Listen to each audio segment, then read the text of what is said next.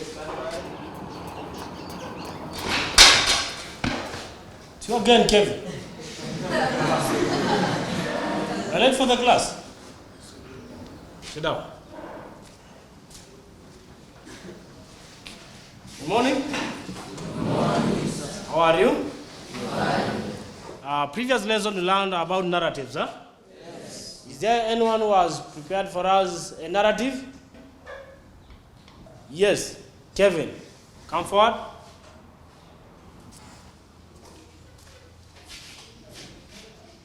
Disclaimer. If you are a lover of funny and comical stories, then this narrative is not for you. In the same breath, if you are a lover of serious and tragic stories, then this narrative is not for you.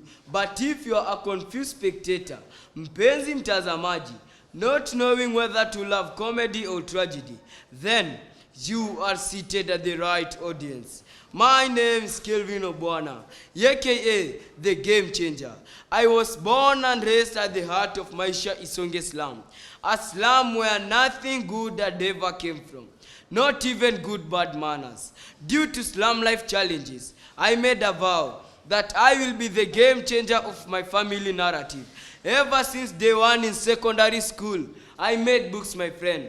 I read books and books read me. We were inseparable. At Form 2, however, while I was at the peak of my adolescence, I started experiencing a crazy appetite. A Promax appetite that can make you even eat stones. I would feel hungry before eating, during eating, and even after eating. Food served at the dining hall seemed not to satisfy me enough. As they say, the stomach carries the head. If the stomach is empty, then the head automatically can't comprehend anything. Even in class, I started seeing a darkness. This was a nightmare.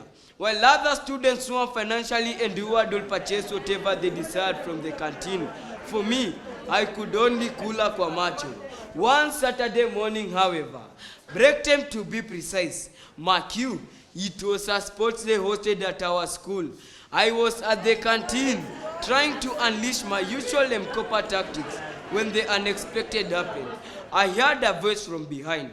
It was a familiar voice. Upon turning, I was indeed right. The familiar voice was from Jonte. Jonte was a friend and neighbor back at Maisha Isonge slum. While God had blessed him with handsomeness, Hapa, Brace was a distant cousin.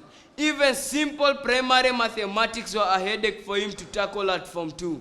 Anyway, Jonte's academics are a story for another festival. I turned and he was not alone. He was accompanied by a drove of more than 100 girls from different schools, suggestively giggling and laughing. Jonte stepped forward with the confidence and arrogance of a national fan and said, anyone here who is not dressed like me and does not share the same biological anatomy like me, apewe kile anataka hadi ashangae. While the beautiful girls were served by the cantonman to their preference, I could only see hot air. I was in Form 3. Jonte was a mere Form 2, and upgraded Form 1. And to make the matters worse, we were neighbors back at home. They were actually poorer than us. Where had he suddenly gotten all this money? That evening, I looked for Jonte to seek for clarity, and he responded in actions. He led me at an abandoned house at the edge of the slum. I was shocked to find 6 other boys of our age, each dressed expensively and holding expensive phone in their hands. They all ran to Jonte and hugged him, referring to him as Dangote the Master, and they broke into song.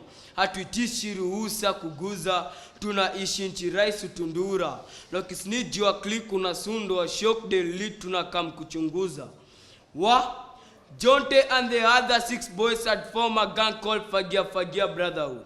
They could sweep anything and everything of monetary value and sell it for quick cash. Jonte tried to convince me to join them, but I refused. I had to focus on my studies. I had to achieve my goals. I had to achieve academically so that I could change my family's narrative. 2 weeks later, I remember it was during midterm break.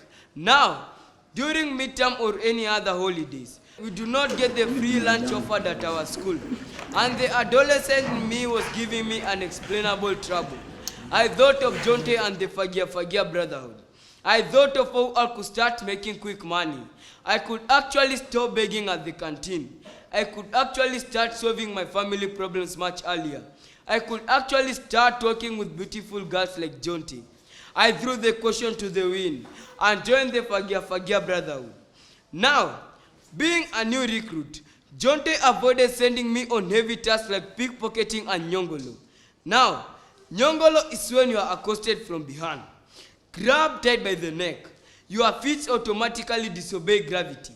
Your pockets are emptied within seconds, but your recovery takes weeks, not months. Instead, Jonte crafted a new tactic. We called it Kaende. This involves snatching mobile phones and handbags from unsuspecting road users. We could hire a motorbike from the local riders in what we call roundy, pretending to be going around the slum for fun rides. While Jonte was doing the riding, I would strategically sit at an angled theater, slowly ride by a road user. As soon as we could snatch your phone or handbag, we could zoom at a high breakneck speed. In a day, we could snatch at least 5 phones. Being sold them so cheaply, we could make a clean 20,000. Imagine in a week's time, sisi na allowance ya dama patron pale nationals, sako kwa bako. Imagine in a month's time, sisi na allowance ya principal pale Kesha Conference Mombasa, goal. But as they say, when the deal is too good, think twice. One evening, while I and Jonte were on our usual errands, we spotted an easy target. An expensively dressed lay queen, holding an expensive phone in her hand. It seemed like she was harassing a man to send her money. We quickly did not waste time. We made the move. We slowly ride by the lady. And as soon as I expertly snatched her phone, Jonte accelerated. But as they say, something must kill a man. The lady was too beautiful for a man to ignore. And Jonte shouted, "Eish, Buddha, nani mali safi." Forgetting that he was at a high speed, he decided to turn to have one final look. And what followed was screeching of brakes, a loud bang, and tingling of glasses and metals. We crashed onto the tarmac. None of us was wearing a helmet, chest guard, or a knee guard. The crowd that was hot in pursuit made their way even closer. I tried to rise and run, but I noticed that I had broken my left leg. I fell down back on the ground. I tried to reach for Jonte, but he did not respond. It seemed that he had died on the spot. The merciless crowd landed on us with all type of crude weapons. Besides Jonte being dead, they killed him again. All that I could remember was a woman's voice, shouting at the top of her voice, "Msiwaue, don't kill them. Ni wanafunzi wangu. They are my students." I only woke up finding myself in an hospital bed, surviving with a broken leg and other multiple injuries. I am forever indebted to Mrs. Baraka, our guidance and counseling teacher, who saved me from the mob justice crowd and took me over a recovery path. As I tell you this narrative, some of us listening to this narrative are members of the Fagia Brotherhood. Some of us listening to this narrative have been attacked by the Fagia Brotherhood. But as they say, he who lives by the sword dies by the sword. The choice is in your hands, the game changer.